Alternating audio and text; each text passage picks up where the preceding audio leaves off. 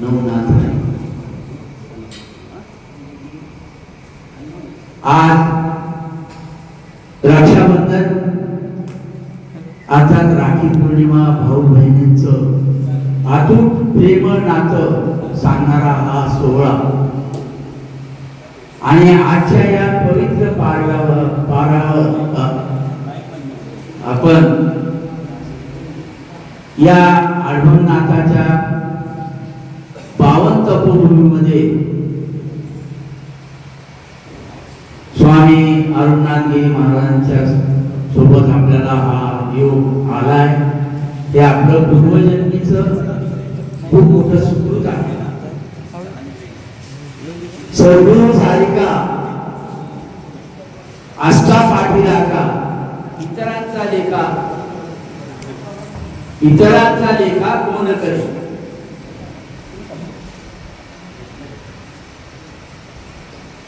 ज्ञानी याच्या स्पर्शे म्हैसा वेग बोले, निर्कंठाला केले तैसे अरुण गेले.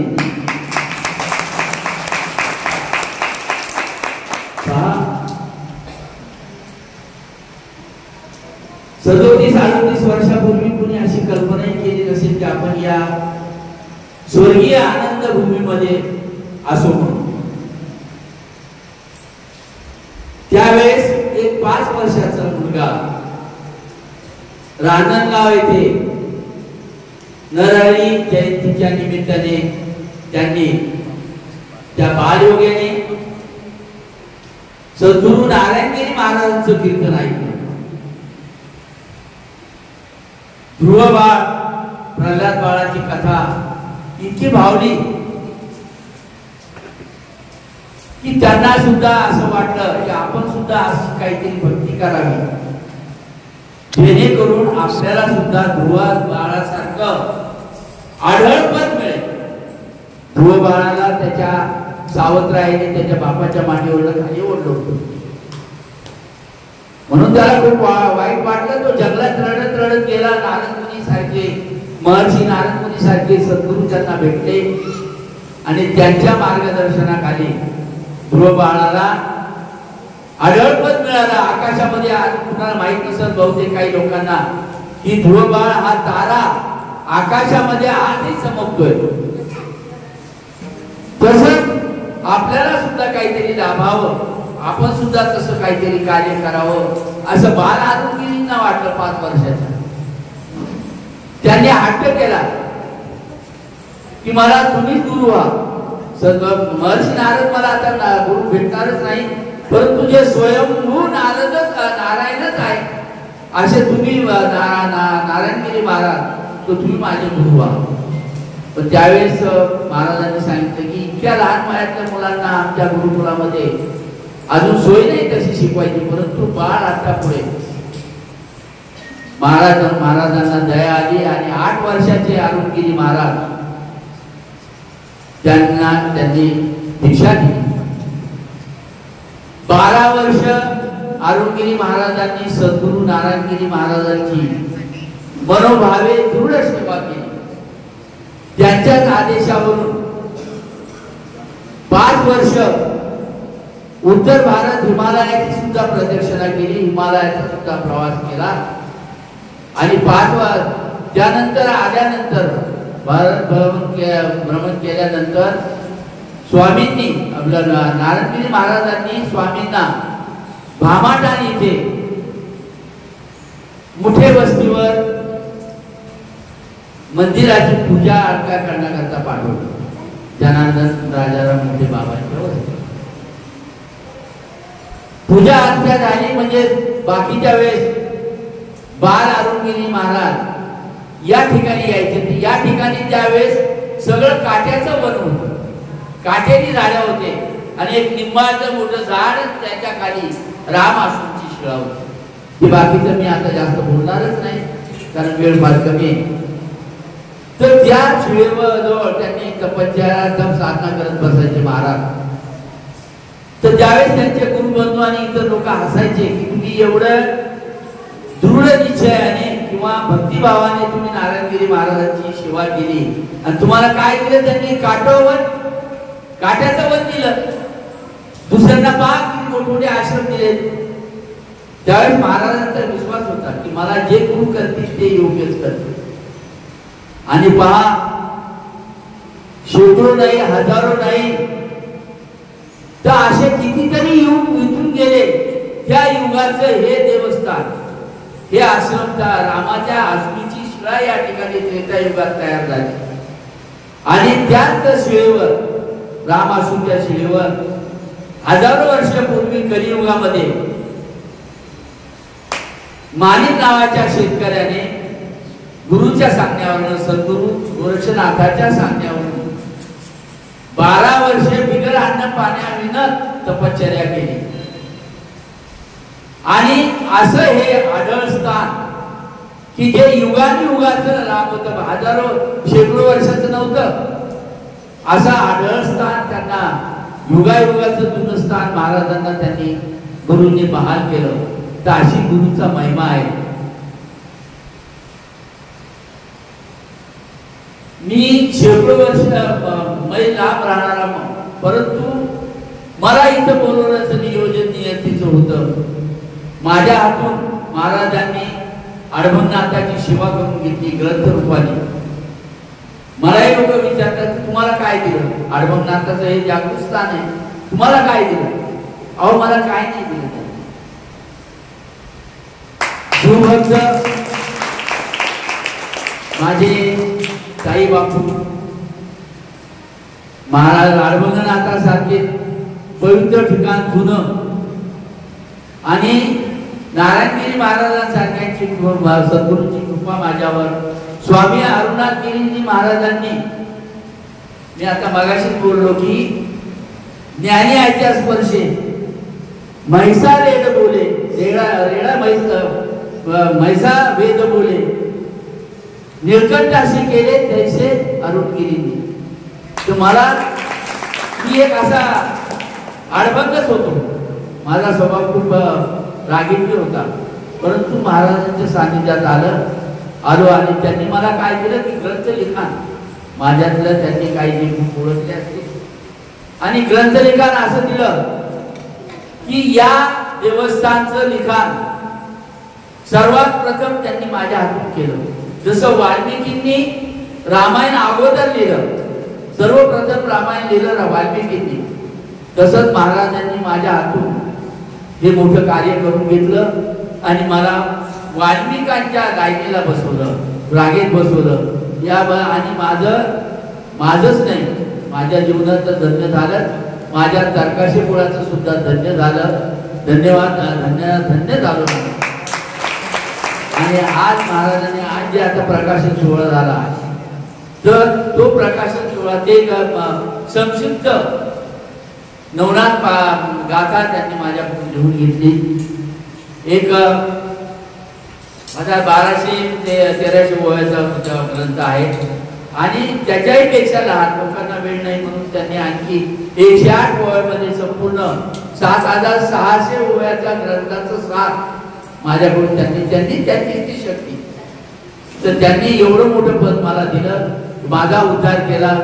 याबद्दल मी ईश्वराजवळ, अडभंगनाथाजवळ प्रार्थना करेन की महाराजांना माझंही काय आयुष्य असेल ते त्यांना देव, आणि त्यांच्याकडून अशीच जीव ब्रह्मसेवा घडू.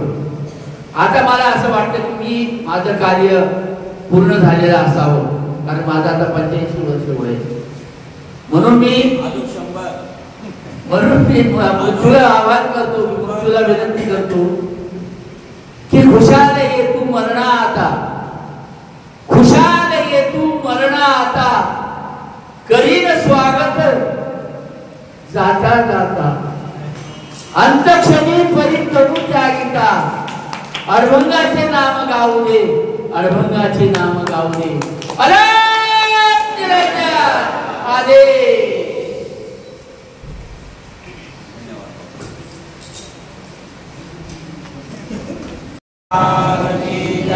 सद्गुरु नारायण गिरी महाराज की जय. आज आता आपल्या सर्वांच्या उपस्थितीमध्ये या ठिकाणी दोन प्रकाशन झालेले आहेत.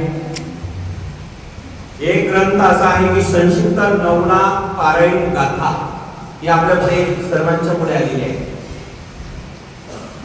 40 अध्याय नवनाथ ग्रंथाची मूळ आहे आणि 40 अध्याय मूळ असल्यामुळे 7600 वव्याचा हा ग्रंथ आहे.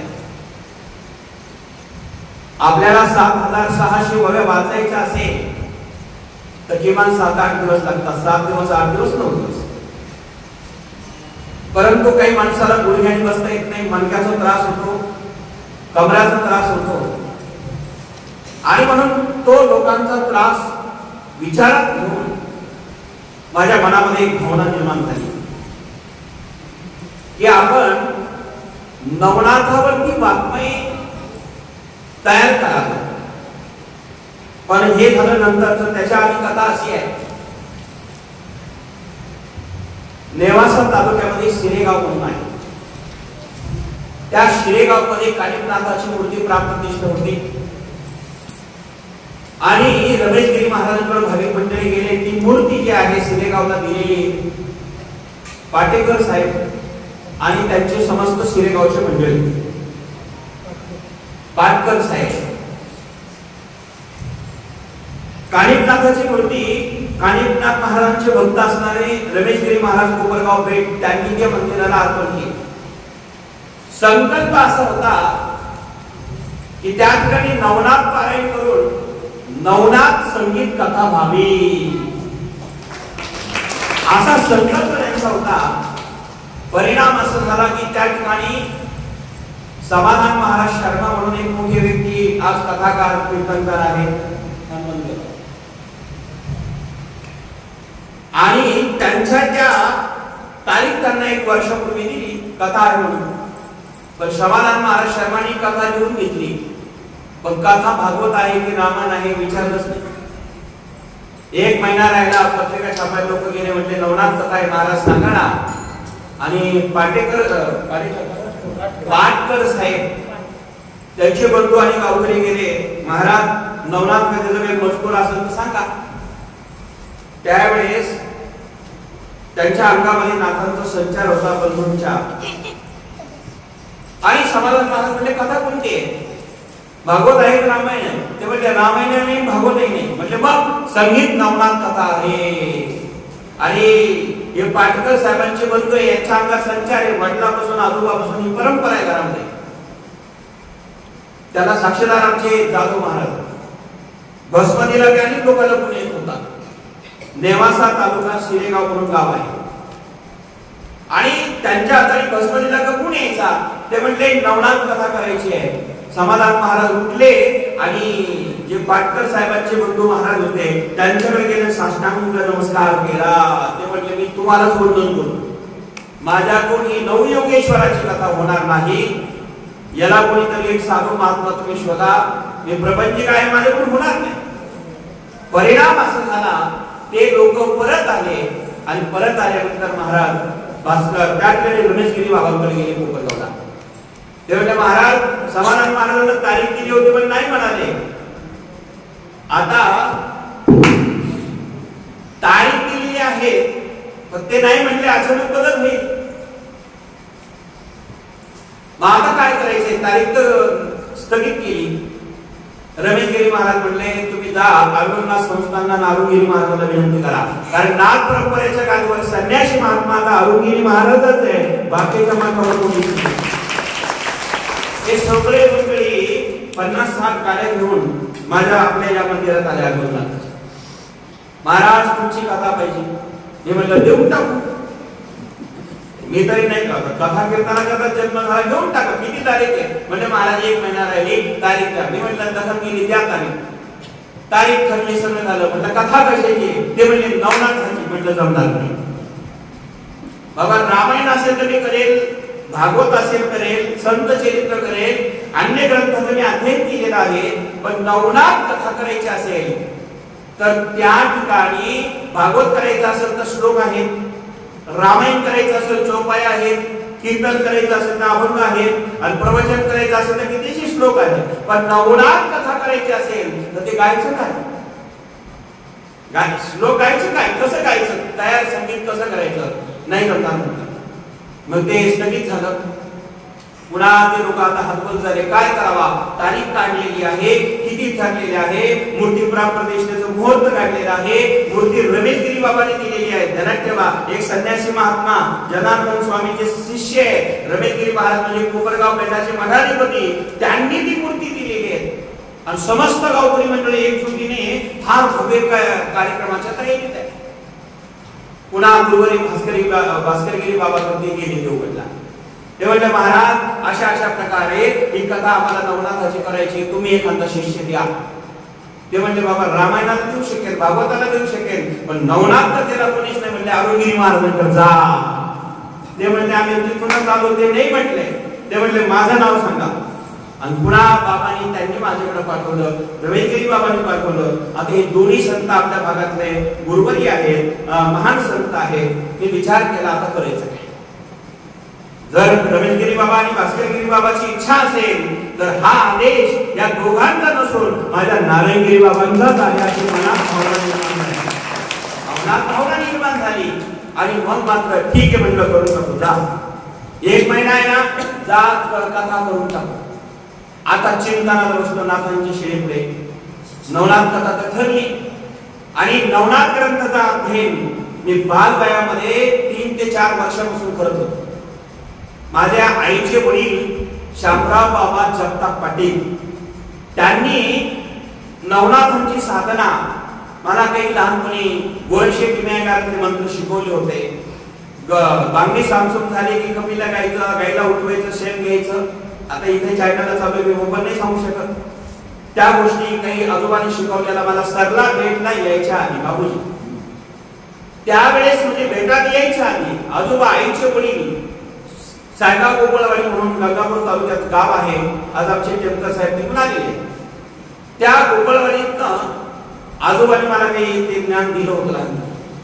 कथा वगैरे फार होत्या, पण कशा प्रकारे संगीत कथा करावी याचं मात्र कुठंच कोणी तयार केलेलं काही नव्हतं. साधना केली, काय करावा, आणि साधण्याअंती आदेश आला, अरुणगिरी महाराज तुमचा नवनाथाकरताच जन्म झालेला आहे. हा आदेश महाराजांचा आल्यानंतर मी मनापासून निश्चिंत झालो, गोप्र झालो.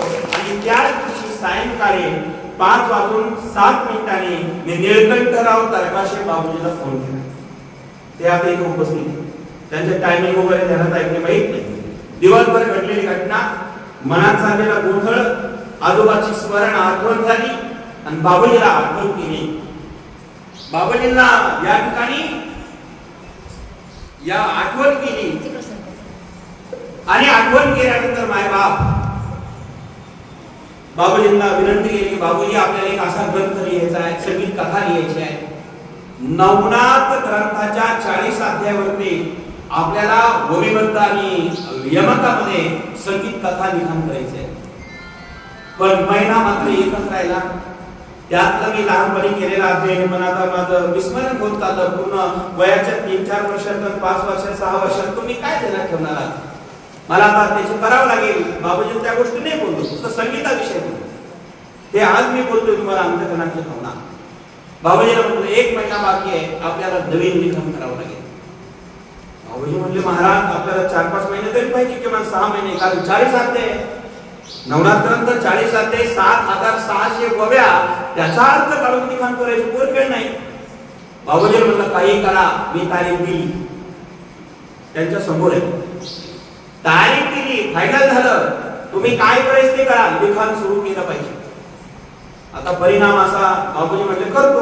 मला आजपर्यंत जीवनात बाबूजी नाही तरी म्हणलेलं नाहीये. 85 वर्षाचे व्यक्ती आहे. 85 वर्षाच्या वयामध्ये मी जी इच्छा निर्माण केली, भावना प्रकट केली, ती आमच्या निळकंठराव तरकाशे बाबूजींनी कधीच नाही म्हणले नाही. एका मनापासून धन्यवाद केले. इन्स्पेक्टर पदावरती काम करत होते, रिटायर झाले. इन्स्पेक्टर पद झाल्यानंतर आज अडवंगनाथ संस्थानला 2009 पासून सर्व जीवन समर्पित केलं आणि तेव्हापासून लिखाण सुरू झालेलं आहे. परिणाम असा झाला, बाबूजीला विनंती केली, बाबूजी आता लिखाण करावं लागेल. बाबूजी म्हणजे करतो. पण एक संकट बाबूजीवरती आलेलं. बाबूजीची बहीण अत्यंत सिरियस झाली. बरोबर ना बाबूजी? बहीण अत्यंत सिरियस झालेल्या, म्हणजे आपण नाही म्हणत का आतून पडलेल्या, डोळत होत्या. आता सख्खी बहीण आतून डोळते. महाराजांनी आदेश दिला, लिखाण करा. पाहुणे रावळे भेटायला येतात, जरा चित्र डोळ्यापुढे आणा. महाराजची चित्र डोळ्यापुढे आणा. काय वातावरण झालं असेल, कसं मन लागणार आहे, कशी इच्छा होणार आहे. आणि त्याही संकटामध्ये आम्ही 2-2, 3-3 तास दोघं चर्चा करायचो. फोनवर मीटिंग असायची, सगळी मीटिंग आमची फोनवरच, वेळच भेटत नव्हता. आणि भाचा वारला. बरोबर ना बाबाजी? सक्का भाचा वारला, बहीण आतुरणार पडली आणि लिखाण नवनाथाचं चालू. सांगा, या मनस्थितीत कोणी लिखाण करील का? असा जगातला कोणी व्यक्ती आहे की तो लिखाण करू शकेल? बाबूजीला विनंती केली. बाबूजी आता काय करणार? कथा 15 दिवसावर आली, 10 दिवसावर आली, 8 दिवसावर आली. बाबूजींचा अर्ध लिखाण झालं, अर्ध बाकीच होतं. बाबूजीला टेन्शन, मला डबल टेन्शन. जर हे लिखाण झालं नाही तर गायचं काय? कथा तर ठीक आहे, पण कारण सांगायचं काय तिथे? आणि कथा छोटी नाही, 600-500 लोकांत नाही, 4-5 हजार लोकांत, 4-5 हजार लोक होते. आणि आमचे जाधव महाराज रोज त्या ठिकाणी येत होते. बाबूजी पण आले होते. बाबूजी पण रोज केलं होतं. 4-5 हजार लोक. आणि त्या ठिकाणी आता करायचं अर्ध झालं. म्हातारी जास्त आजारी पडली बहीण आणि भाचा वारला. सांगा, या प्रसंगामध्ये पहिल्यांदा लिखाण सुरू केलं. मला वाटतं बाबूजी 3 वर्ष झाले का? 4 किती साल? 4 वर्षे झाले त्या श्रीगावच्या कार्यक्रमाला.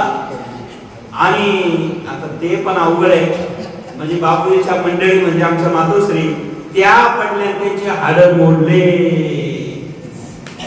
म्हणजे बायको, म्हणजे आता बायकोने म्हणतात मला बाबूला, बाबूजीच्या धर्मपत्नी आमच्या मातोश्री त्या पडल्या, त्यांचं बखर काहीतरी हात मोडलं, वय झालेलं आहे. आता यांचं 85 म्हणल्यावर त्यांचं 80 तर असेल ना. आता ते काही जुले ना, ते 2 हाताने धरतात, त्याच्यावर चालतात आता. आणि अशी स्थिती. आणि मग मात्र कथा सुरू झाली. त्या प्रसंगामध्ये संक्षिप्त कथा लिहिली. आणि मग मात्र काही चालू असायचं, तिकडे कथा सुरू झाली. आमची अर्धी कथा लिहून झाली, अर्धी कथा बाकी होती. अर्धी बाबूजीने रोज पुढचा अध्याय आणायचा आणि मग आम्ही दोघांनी अभ्यास करायचा आणि पुढे सांगायचं. अशा प्रकारे शिरेगावची कथा पूर्ण झाली. आणि मग त्या ठिकाणी 40 अध्यायावर शेवटचे 2-4 अध्याय असे एकदम संक्षिप्त झाले. आणि मग बाबूजीला विनंती केली, कथा पूर्ण झाली, एकदम सुंदर सुरेख झाली. अडपणनाथ दर्शन YouTube चॅनलला ती कथा लाईव्ह आहे. आणि सगळ्या कथेतली 1 नंबरची कथा ही शिरेगावची झाली. तो ग्रंथ लिहिला, पूर्ण झाला. मी बाबूजीला परत ती कथा झाल्यावर विनंती केली, बाबूजी ते गडबडीतलं गोंधळातलं लिखाण होतं, मला जरा काही समाधान नाही. आणि समाधान नसेल तर बाबूजी काय करायचं? जरा पुन्हा तुम्ही जागी आहे ना, परत जरा कामात लागा, बाबूजी याच्यात पुन्हा लिहा. आणि मग बाबूजीने होकार दिला. आणि मग दुसरा त्या ठिकाणी लिहायला घेतलं. आणि लिहिल्यानंतर दुसऱ्यांदा तो लिखाण सुरू केलं. आणि ते लिखाण मात्र इतकं मोठं झालं. आणि मग आमची दुसरी कथा जळगाव जिल्ह्यामध्ये खानदेशमध्ये, आता जळगाव जिल्ह्यात इथं आलेले खानदेशमध्ये मस्कावत भुसावळ आहे ना, तिकडे भुसावळच्या जवळ मस्कावतला माझी कथा, नवनाथ कथा दुसरी कथा तिथे झाली खानदेशमध्ये. बरणपूर पुढे आहे. आणि त्या ठिकाणी आमची कथा झाली. बाबूजीला घेऊन गेलो, पण मोठ्यांदा जास्त लिहिलं, म्हणजे मोठं झालं. बाबूजीला पुन्हा आलो. रात्री आम्हाला पुन्हा करायला लागायच्या. आम्ही कथा संपली की रात्रभर आम्ही लागायचो 2-4 तास. उद्या काय सांगायचं, हे लई झालं समुद्रावानी, सांगायचं काय? आता पुन्हा बाबूजीला म्हटलं, बाबूजी जरा अवघडच झालं. म्हणजे काय झालं? म्हटलं पहिलं फार छोटं आणि दुसरं फार मोठं, मग काय करायचं? बाबूजी याच्यामध्ये मध्यंतरी करा ना. लक्षात आलं ना? मधलं लिहा. बाबूजीनं 3रं वाङ्मय लिहिलं. अशा प्रकारे नवनाथावरती 3 प्रकारचे वाङ्मय आम्ही लिहिले. 3 प्रकारचे वाङ्मय लिहिले. पहिल्यांदा संक्षिप्त, दुसऱ्यांदा व्यापक, तिसऱ्यांदा जेवढं पाहिजे तेवढंच केलं. याला झाले 4 वर्ष. 4 दिवस नाही, 4 महिने नाही, 4 वर्ष लागले. आणि मग मात्र आता हे लिखाण करता करता माझ्या मनात एक भावना निर्माण झाली, बाबूजी हे आपल्या करता केलेलं आहे, कथे करता केलेलं आहे, पण आता मात्र समाजाच्या उपयोगीला काही येईल. आपण आपल्या पुरता ठेवलं तर जमणार नाही. मग नवनाथ ग्रंथावरती 40 अध्याय आहेला लोकांना वेळ नाही आणि म्हणून एक ग्रंथ समाजाला आपण अर्पण करायचा आहे. संगीताचा मात्र जे संगीत कथा करतील त्यांना कमाल येईल, पण घरोघरी नवनाथ पारायण व्हावा, 40 अध्यायाचा सार मिळावा, त्याकरता आम्ही 1300 वव्याचा हा ग्रंथ आपल्या समोर अर्पण केला आहे.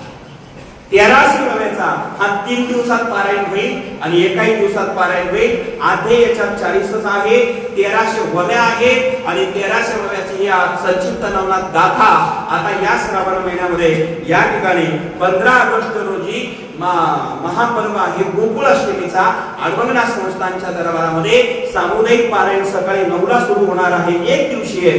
ज्यांना ज्यांना जोड्यात यायचं असेल, सिंगल यायचं असेल आपण करू शकता आणि ज्याला येणं शक्य नसेल हा ग्रंथ आज प्रत्येकाने घरी घेऊन जा आणि आपल्या आपल्या घरी जाऊन पारायण करा. 3 दिवसात करा, एका दिवशी करा. नवनाथ जोड घाला, नवनाथ महाराज तुमची इच्छा पूर्ण केल्याशिवाय राहणार नाही. आणि म्हणून हा ग्रंथ याचं प्रकाशन झालेलं आहे. हा प्रत्येकाने घरी घेऊन जा. कारण काही लोकांनी ग्रंथ काढलेले पण ते वव्या निवडलेले आहेत, पूर्ण अर्थ नाहीये. हा ग्रंथ असा आहे की याला 40 अध्यायाचा पूर्ण नवनाथ ग्रंथाचा सार म्हणजे या 1300 वव्याच्या ग्रंथामध्ये आहे. एका दिवसात पारायण होईल, 4 ते 5 तास लागेल आणि 3 दिवस केलं तर 2-2 तासांनी हे आनंदाने पारायण सगळ्यांचं होईल. 1300 वव्याचा ग्रंथ आज प्रत्येकाने टेबलवर ठेवलेला आहे. जातानी जेवढे आलेले घरी घेऊन जा. आता दुसरा ग्रंथ इथे प्रकाशन झाला. जर 1300 वव्या वाचायला वेळ नसेल तो वाचलाच पाहिजे. मग आम्ही एक ग्रंथ असा काढला की तो ग्रंथ असा आहे की फक्त आणि फक्त 40 अध्यायाच्या वव्या 7000 नीट ऐका 7600 वव्या वाचायला 7 दिवस लागतात आणि या 1300 वव्या वाचायला 3 दिवस किंवा 1 दिवस लागेल आणि तेही पूर्ण वेळ माणसाला नसेल तर आम्ही हा ग्रंथ छोटासा काढला किशन पॉकेट सारखा फक्त आणि फक्त 108 श्लोकामध्ये 12 ते 13 मिनिटात तुम्ही वाचू शकता. आणि 108 श्लोकाचा मंत्राचा हा ग्रंथ प्रत्येकाच्या घरी असावा. दर गुरुवारी वाचत जा, वर्षभर वाचा, नवनाथाची कृपा आपल्याला प्राप्त होईल. हा 108 श्लोकामध्ये जगामध्ये, भारतामध्ये, महाराष्ट्रामध्ये कोणत्याच जिल्ह्यामध्ये अजून नवनाथ मनका नावाचा ग्रंथ नाही. तुम्ही नेटला सर्च करा, कुठे करा, तो फक्त आता अडवंगनाथ संस्थानला झालेला आहे. तो बाबूजीने लिहिला, हाही बाबूजीने लिहिला. आणखी एक संगीत नवनाथ कथा लिहिलेली आहे, तो 600 वव्याचा आहे. तो आता पुढच्या वेळेस प्रकाशन होईल. आणि एक अनाथोकीनाथ सिद्ध अडवंगनाथ जोगी हे 4 ग्रंथ या वर्षी बाबूजीने प्रकाशनला केलेले आहे, पण छापाई चालू आहे. हे ग्रंथ श्रावण मासामुळे आपण आज समाजाला अर्पण करत आहोत. प्रत्येकाने जाताना आज घरी घेऊन जा आणि ज्यांना मात्र अडवंगनाथाच्या दरबारात तिथे पारायण करायची इच्छा असेल तर 15 तारखेला 15 ऑगस्ट 2025 रोजी सकाळी 9 वाजता जोड्या असेल, सिंगल असेल, याच धर्ममंदिरामध्ये त्या मला वाटतं गोकुळ अष्टमीच्या दिवशी त्या दिवशी गोकुळ अष्टमी वर्षातली सर्वश्रेष्ठ आहे. 24 एकादशीचं पुण्य म्हणजे गोकुळ अष्टमीचं व्रत आहे, त्या दिवशी करू शकतात. बाबूजींना एवढं हे आघात कार्य केलं. समुद्रासारखं व्यापक नवनाथांचं ग्रंथ अडवंगनाथ संस्थानच्या माध्यमातून जगापुढे अर्पण केलेलं आहे. एकदा निळकंठ अवतार कसे बाबूजी करतात. कोटी धन्यवाद. जोरात आपण धन्यवाद द्यायचे आहे. आता कितीही बोललं तरी ते बोलणं कमीच होईल. बाबूजी करता एकदा जोरात टाळ्या आपल्याला वाजवायच्या आहे. एकदा जोरात टाळ्या वाजवून आपण धन्यवाद द्यायचे आहे. या ठिकाणी पुनश्च बाबूजींचा मी सन्मान करतो आहे. बाबूजींनी असं काही कार्य केलेलं आहे. किरण महाराज बाबूजींनी एवढं काही कार्य केलेलं आहे त्याचे उपकार कधीही फिटणार नाही. बाबूजींनी एवढं कार्य केलेलं आहे त्यांचे उपकार भेटणार नाही. त्यांचं कार्य अगणित आहे. त्या उपकारातून आपण उत्तीर्ण होऊ शकत नाही. पण बाबूजींचा मी सन्मान करत आहे आपल्या सर्वांच्या वतीने आणि एक छोटीशी भेट बाबूजींना देत आहे. बाबूजींनी स्वीकार करावा अशी विनंती आपल्या सर्वांच्या वतीने करतोय. एकदा जोरात टाळ्या वाजवायच्या आहे. हा ग्रंथ ज्यांना कोणाला जे युट्यूबच्या माध्यमातून ऐकत आहे, चॅनलच्या माध्यमातून ऐकत आहे त्यांना विनंती आहे, अडवणनाथ संस्थान या ठिकाणी संपर्क साधून 7588 605 305 या नंबरवरती 7020 902470 या नंबरवरती संपर्क करून आपण ऑनलाईन कुरिअरद्वारेही समाजात आपण जिथे असाल तिथे हा ग्रंथ कुरिअरद्वारे मागू शकता.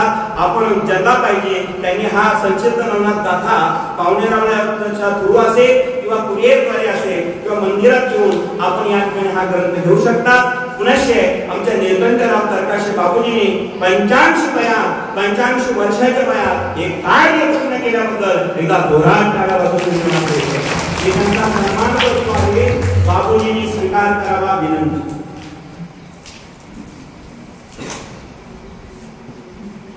पूजेने गालो महाराज शुभेच्छा देतात.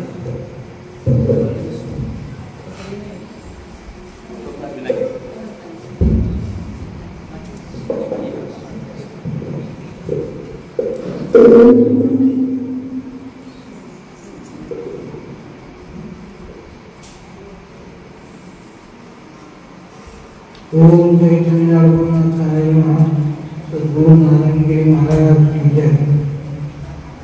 बाबाजींनी जे मोठं कार्य केलं त्यांच्या वारवडिलांची कृपा त्यांच्यावर आहे आणि त्यांची काहीतरी पुण्य आहे म्हणून या गोष्टी घडल्या. कारण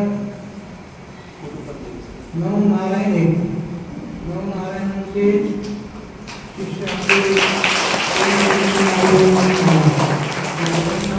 चिरंजीव आहे.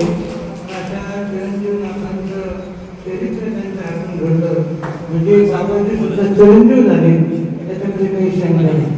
बाबाजींचं हे कार्य चिरंजीव झालं, अमर झालं. म्हणून बाबाजींच्या आतून एक शुभ कार्य घडल्यामुळं आणि या उदार काळामध्ये घडल्यामुळं त्यांचं आयुष्यही सुद्धा अमर झालं, ते अजरामर झाली, त्यांची कीर्ती अमर झाली. कारण शरीर जाते पण कीर्ती अमर करणं हा जीवनामध्ये महत्वाचा भाग आहे. त्यांची अमर कीर्ती त्या सत्संगामध्ये येऊन किंवा भगवंताच्या कृपेने साधूंच्या कृपेने त्यांच्याकडून घडली ही त्यांची फार मोठी पुण्य आहे आणि ते फार या संस्थांचे प्रिय आहेत. त्या संस्थांना त्यांनी जीवनच अर्पण केलेलं आहे. नाथ आणि नाथ म्हणजे त्यांचं हे सगळं जीवन आहे. म्हणून आपण त्यांना सगळ्यांच्या वतीने शुभेच्छा देऊ. सगळ्यांना चांगलं आयुष्य आरोग्य भेटो आणि त्यांची शताब्दी साजरी होऊन आपल्याला